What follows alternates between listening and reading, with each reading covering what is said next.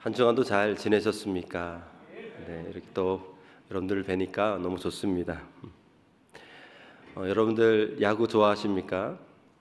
요즘 야구가 한창 시즌이라 야구 뉴스가 많이 나오는데요. 아주 반가운 소식이 있어서 말씀드리려고 합니다. 저는 아주 오래된 하나 골수 팬입니다.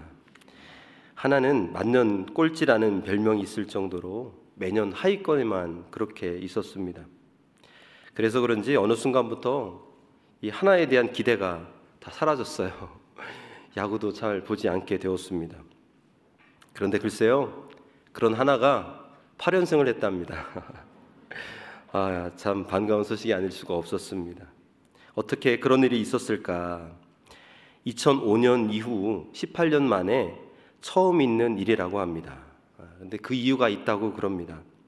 하나가 재작년부터 외국인 감독을 영입하면서 3년 리빌딩을 선언하고 세대 교체를 중점적으로 준비했다라고 합니다. 그 결과 젊은 선수들이 잘 훈련되었고 또 성장하여서 지금은 팀이 그렇게 살아나고 있다라는 그런 소식입니다.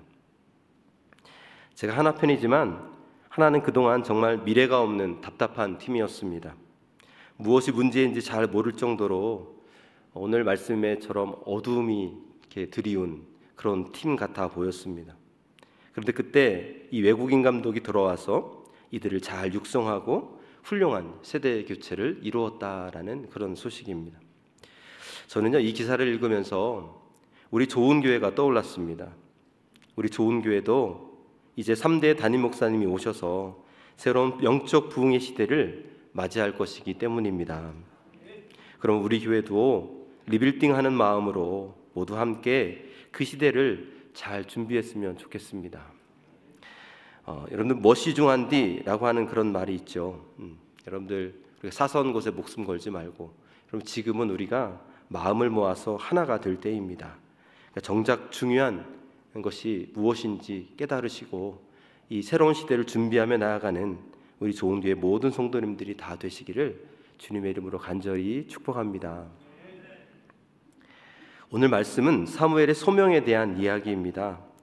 사무엘이 소명을 받을 때 어린 나이여서 그런지 아동부 주일학교에 자주 언급되는 그런 이야기이기도 합니다. 그러나 이 이야기의 역할은요, 단순히 한 예언자의 어린 시절에 있었던 사건을 회상하는 것으로 끝나지 않습니다. 오늘 본문 2절 말씀에 보면 어느 날 밤 엘리가 잠자리에 누워있을 때였다. 그는 이미 눈이 어두워져서 잘 볼 수가 없었다라고 말씀합니다. 여기서 눈이 어두워졌다라고 하는 것은 당시 이스라엘의 영적 상태가 타락하였음을 잘 나타내주고 있습니다. 예언자 아모스도 마치 이 시대를 반영하는 듯한 예언을 하였죠. 아모스서 8장 12절에서 12절 말씀을 보면 이렇게 말씀합니다. 그날이 온다.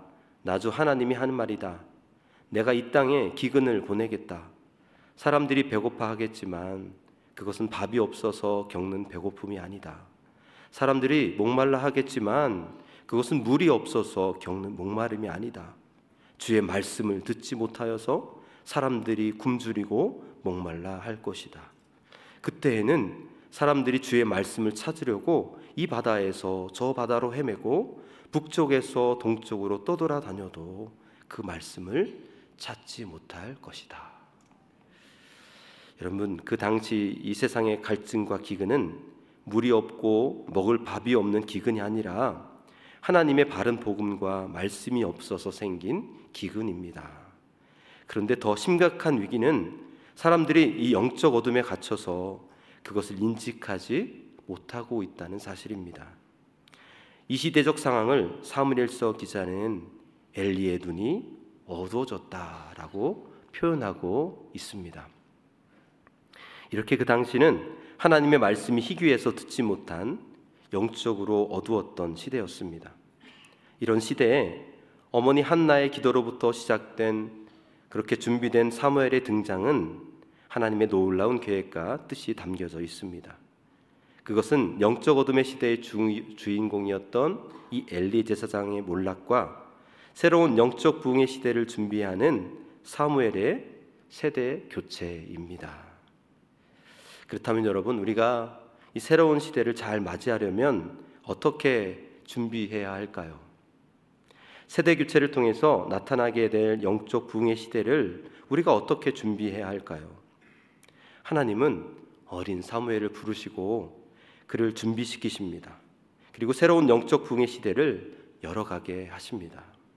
이 시간 바라기는 하나님께서 사무엘을 어떻게 준비시키시는지 함께 말씀을 살펴보며 우리가 도전받는 그런 귀한 시간이 되시기를 주님의 이름으로 축복합니다.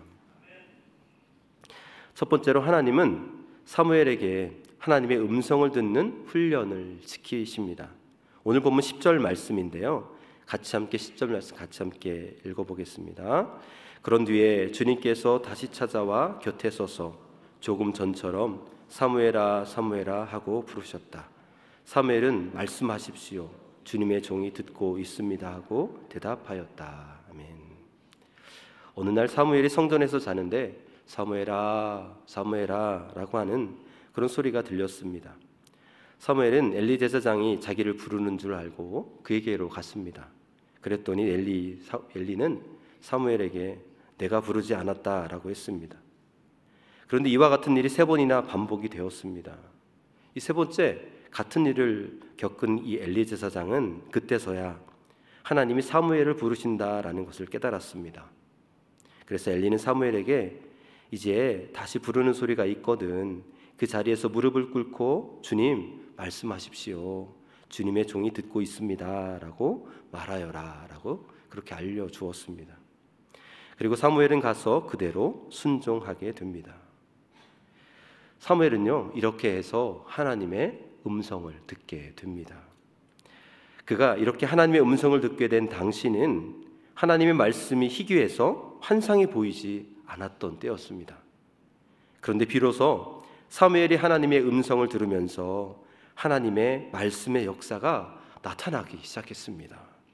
하나님의 말씀이 이스라엘 전역에 풍성하게 임하게 되었고 이스라엘의 영적인 고갈 상태가 사무엘을 통해서 해소되기 시작한 것입니다. 이스라엘의 부흥의 때를 맞이하게 된 것입니다. 여러분, 이것은 우리 신앙생활에서도 마찬가지입니다. 우리의 삶에 곤고함이 있고 영적으로 답답함이 느껴질 때가 있습니다. 그럴 때 하나님의 음성이 들려지고 그 말씀이 내 안에 역사하기 시작하면 우리의 삶이 변화되고 달라지기 시작합니다. 하나님의 말씀이 내 안에 역사하면 우리를 그렇게 힘들게 하던 문제들이 해결되기 시작합니다. 삶의 평안과 기쁨이 가득하게 되는 것이죠. 그래서 우리는 하나님의 음성을 들을 수 있어야 합니다. 그렇다면 여러분, 하나님의 음성을 듣는다는 것은 무엇을 의미할까요? 오늘 보면 3절 말씀에 보면 사무엘은 하나님의 궤가 있는 주님의 성전에서 잠자리에 누워 있었다라고 말합니다. 사무엘은 새벽 미명에 주님의 성전에서 잠자리에 누워 있다가 하나님의 음성을 들었습니다. 여기서 사무엘이 하나님의 궤가 있는 주님의 성전에서 잠이 들었다고 하는 것은 특별히 물리적인 위치를 강조하기 위함이 아닙니다. 사무엘이 하나님과 교제를 나눔에 있어서 충실했다라고 하는 그런 의미입니다. 사무엘은 하나님의 말씀에 귀를 기울이며 하나님을 중심으로 삶을 살아갔음을 말해줍니다. 그렇기 때문에 사무엘은 하나님의 음성을 들을 수 있었습니다.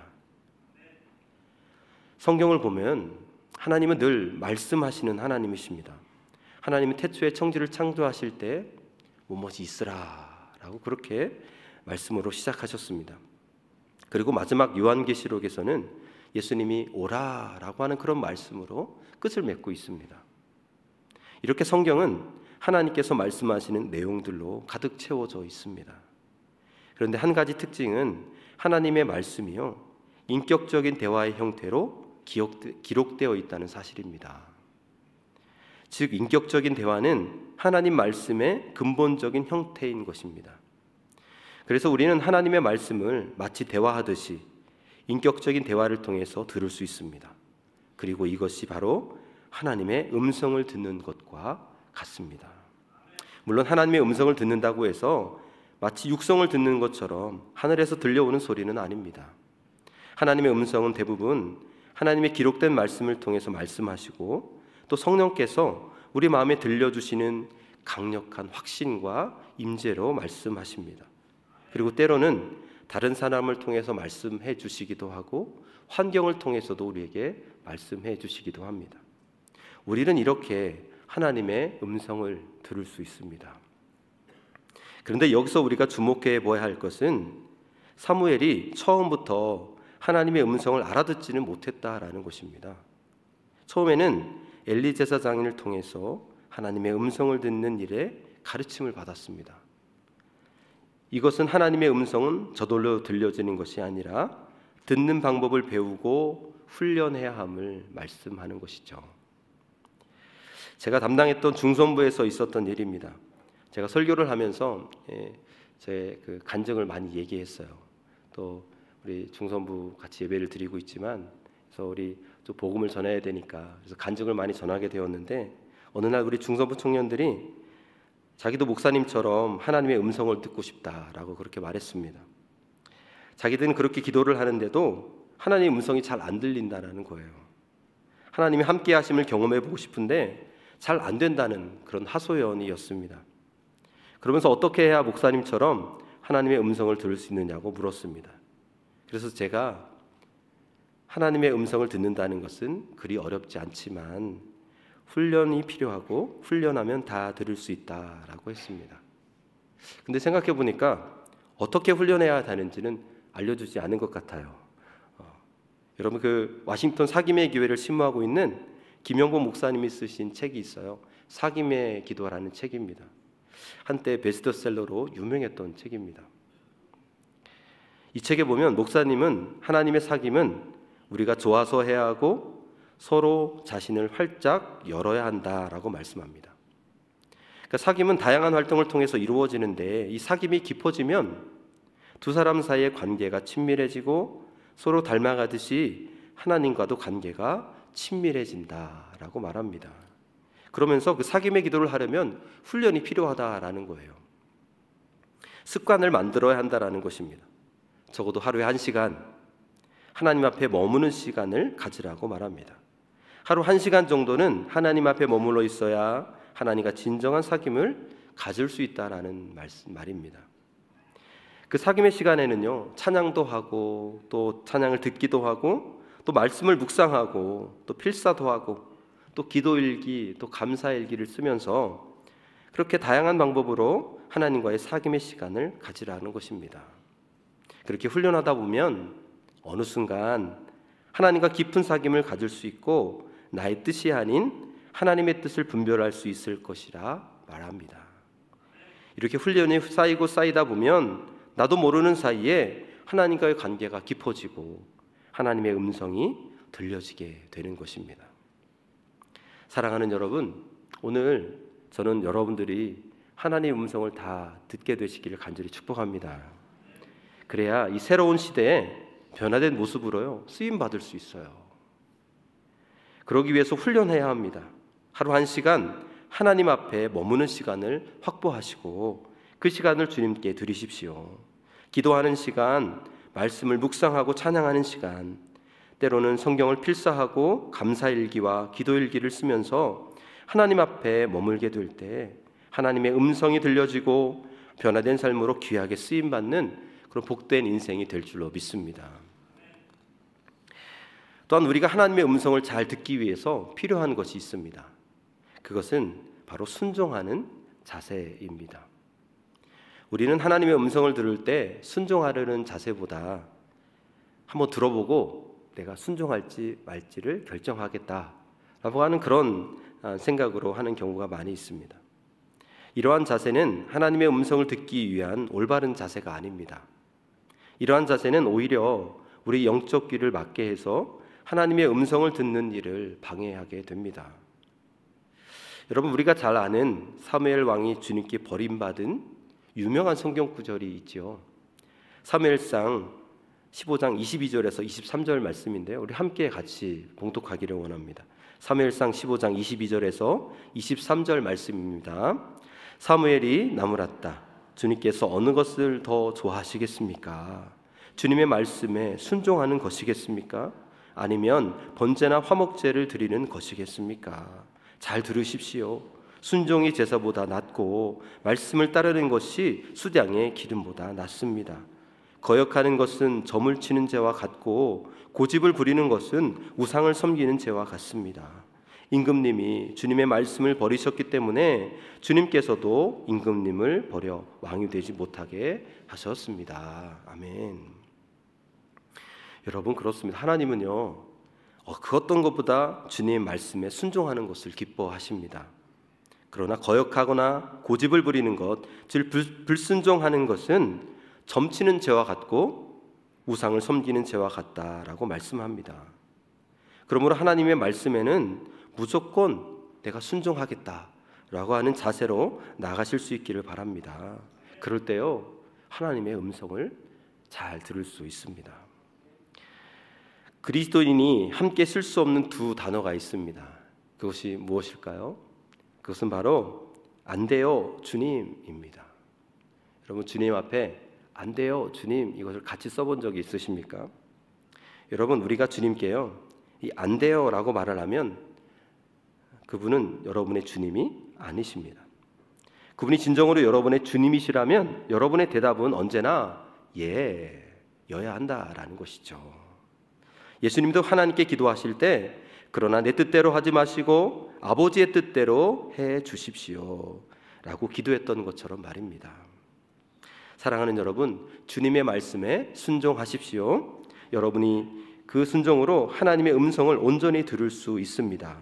그럴 때 주님이 우리에게 무엇을 원하시든지 그 뜻을 잘 알게 될 것이고 주님의 뜻대로 살아가게 될 줄로 믿습니다.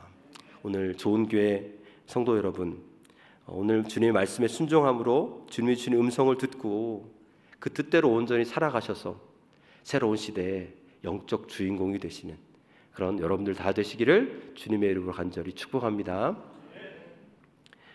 계속해서요, 하나님은 이 새로운 영적 부흥의 시대를 어떻게 사무엘을 준비시키시는지 보고자 합니다. 두 번째로, 하나님은 사무엘을 통해서 이스라엘 백성들에게 막혀있던 그 말씀의 통로를 뚫게 하십니다. 그동안 이스라엘이 영적인 어둠으로 가득했던 이유가 있습니다. 그것이 무엇입니까? 말씀의 통로가 막혀 있었기 때문이었어요. 하나님은 그 통로를 뚫기 위해서 사무엘에게 첫 번째 임무로 엘리 제사장의 집에 심판을 전하게 하십니다. 오늘 본문 12절에서 13절 말씀인데요, 우리 다 같이 함께 12절에서 13절 말씀 읽습니다. 때가 오면 내가 엘리의 집을 두고 말한 모든 것을 처음부터 끝까지 다 이루겠다. 엘리는 자기의 아들들이 스스로 저주받을 일을 할 줄 알면서도 자식들을 책망하지 않았다. 그 죄를 그는 이미 알고 있다. 그래서 나는 그의 집을 심판하여 영영 없애버리겠다고 그에게 알려주었다. 아멘. 하나님은 사무엘에게 엘리 제사장에게 가서 엘리의 집을 심판하시겠다는 말씀을 전하게 하셨습니다. 이것은 사무엘에게 너무나도 부담스러운 일이었어요. 왜 그렇습니까? 오늘까지 엘리는 사무엘을 키워주었던, 그렇게 사랑해주었던 영적인 아버지였기 때문입니다. 어떻게 자신의 영적인 아버지를 저주하는 예언을 그렇게 말할 수 있겠습니까? 그러나 이것이 사무엘의 첫 번째 임무였어요. 그 이유가 무엇일까요? 여러분, 부흥이라고 하는 것은요, 다른 것이 아닙니다. 부흥은 하나님의 말씀의 통로가 막혀서 하나님의 생명이 차단되어 있는 부분을 다시 뚫어내고 하나님의 은혜를 회복하는 것인 줄로 믿습니다. 그것이 바로 부흥이기 때문이에요. 막혀있던 말씀의 통로를 뚫어내는 것, 그리고 하나님의 생명이 흘러가게 하여서 하나님의 은혜를 회복케 하는 것, 이것이 바로 부흥이라는 것입니다. 이스라엘 백성이 영적 어둠의 시대가 된 것은 하나님의 은혜를 차단시킨 바로 엘리 집안의 죄 때문이었습니다. 그래서 하나님은 엘리 집의 죄를 지적하고 멸망시켜서 차단되어 있는 말씀의 통로를 열게 하신 것입니다. 여러분, 엘리는요, 한때 하나님의 말씀을 받았던 종이었습니다. 그러나 그는 자식을 하나님보다 더 사랑해서 그들을 제사장으로 세웠고 그들의 잘못된 제사를 징계하지 않았습니다. 그래서 이스라엘의 긴 영적인 밤이 오게 했던 것이죠. 이것이 자기 자신과 이스라엘 모두에게 큰 불행이었던 것입니다. 여러분, 오늘 우리도 마찬가지입니다. 우리의 죄로 하나님의 말씀이 막혀 있는 곳이 있는지 한번 돌아보실 수 있기를 바랍니다. 만약 그런 곳이 있다면 모든 곳이 시원하게 뚫려서 강이 흘러가듯이 하나님의 말씀이 흘러가게 되기를 간절히 축복합니다. 그렇게 하나님의 부흥의 역사로 우리 성도님들의 삶에 하나님의 은혜가 회복되기를 주님의 이름으로 간절히 축복합니다. 그러기 위해서 우리가 반드시 해야 할 것이 있습니다. 그것이 무엇일까요? 바로 회개입니다. 오늘 본문 18절 말씀인데요, 18절 말씀을 다 같이 함께 읽어보겠습니다. 사무엘은 그에게 하나도 숨기지 않고 모든 것을 말하였다. 엘리가 말하였다. 그분은 주님이시다. 그분께서는 뜻대로 하실 것이다. 아멘. 엘리 제사장은 지금 자기 집이 멸망한다는 예언을 듣고도 하나님 앞에 가슴을 찢으며 회개하지 않았습니다. 하나님의 뜻대로 되기를 바란다는 뜻으로 그저 가볍게 말을 하고 있습니다. 도대체 그 이유가 무엇일까요?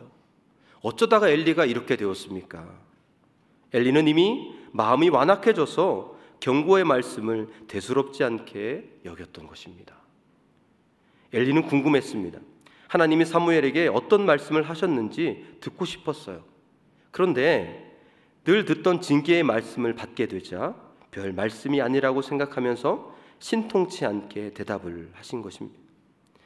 어떻게 이럴 수 있을까요? 바로 엘리가 영적으로 무뎌져 있었기 때문이라는 것입니다.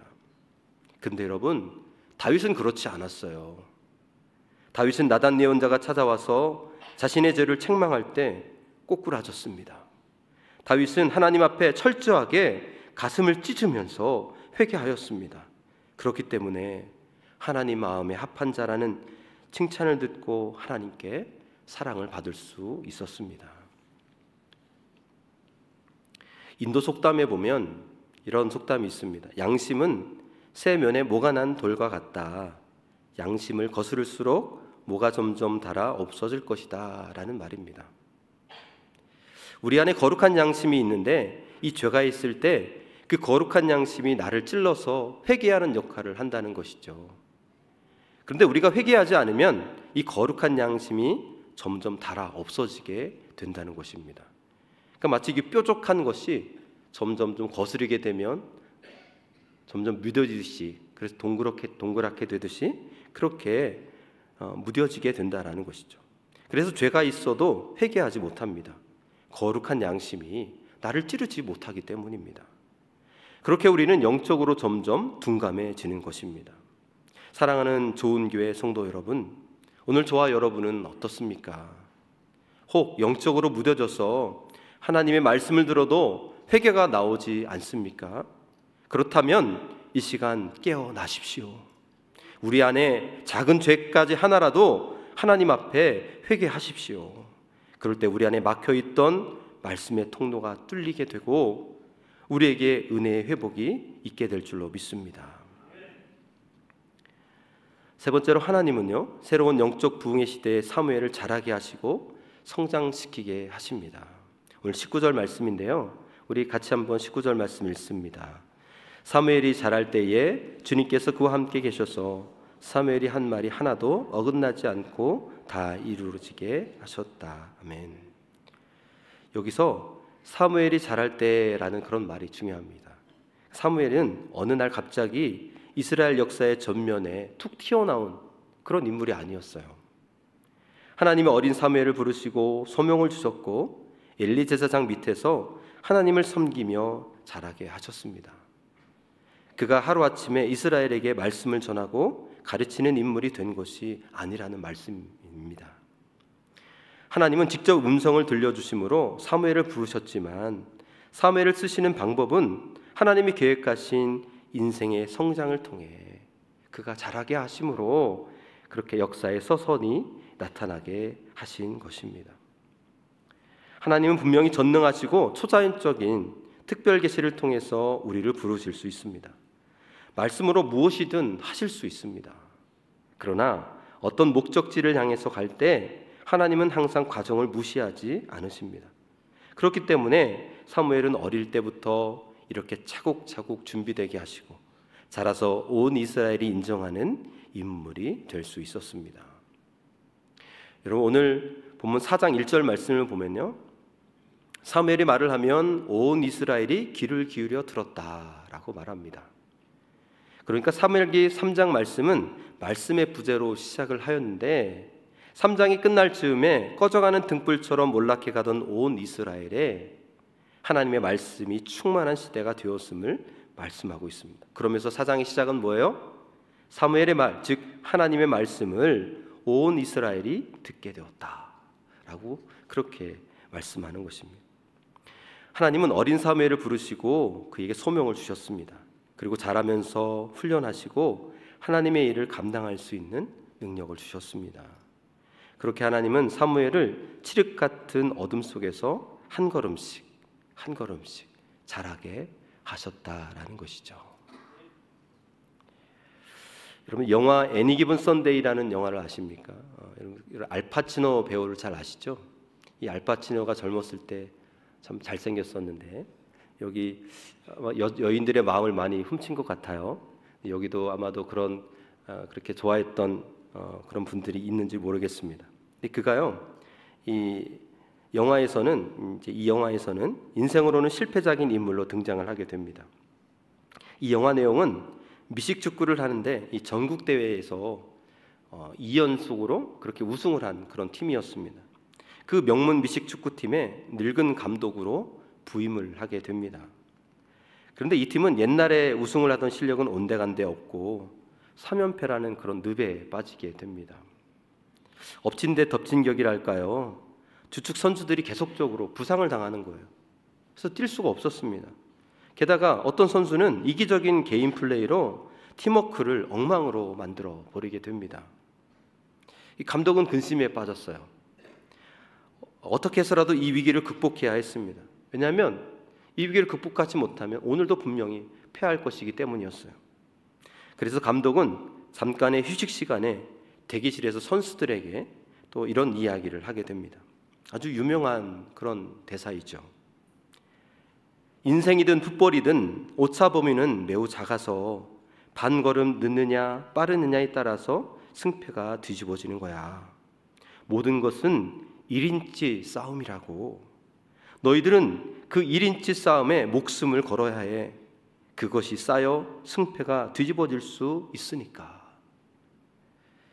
여러분들 참으로 명대사입니다. 여러분들 이 대사 중에 저는 1인치 싸움이라는 것이 참 마음에 와닿습니다. 1인치의 싸움. 여러분, 그렇습니다. 우리 인생에는요, 어느 날 갑자기 절대가 없어요. 인생이든 운동이든 한 걸음씩 한 걸음씩 충실히 나아갈 때 완성이 되는 것입니다. 하물며 영적인 부분은 더합니다. 고난도 많고 시련도 많은데 그럴 때 하나님을 바라보며 조금씩 주님께로 자라갈 때 그 1인치 1인치를 쌓아갈 때 오늘 사무엘처럼 이 어두운 시대에, 새로운 시대에 하나님께 쓰임받을 수 있는 줄로 믿습니다. 그러면 여러분, 너무 멀리 보지 마십시오. 지금 오늘 이 순간에 충실하십시오. 매일매일 말씀을 묵상하시고 기도하는 일을 쉬지 마십시오. 그렇게 조금씩 조금씩 자라가실 수 있기를 주님의 이름으로 축복합니다. 여러분들, 우리 교회는 새로운 영적 부흥의 시대를 준비하고 있습니다. 이 부흥의 시대에 쓰임받기 위해서 차곡차곡 우리는 영적으로 자라가야 될 줄로 믿습니다. 그 시대가 왔을 때 우리가 한 번에 그렇게 영적으로 성장할 수 없습니다. 지금부터 준비해야 합니다. 그러므로 이 1인치 싸움이라는 것을 기억하시고 지금 이 순간 하나님께로 더 가까이 나아갈 수 있는 그 1인치 1인치를 차곡차곡 쌓아가실 수 있는 우리 좋은 교회 모든 성도님들이 다 되시기를 주님의 이름으로 축복합니다. 그러므로 사무엘과 같이 새로운 영적인 부흥의 시대에 귀하게 쓰임받는 우리 좋은 교회 모든 성도님들 한 사람 한 사람 다 되시기를 주님의 이름으로 간절히 축복합니다.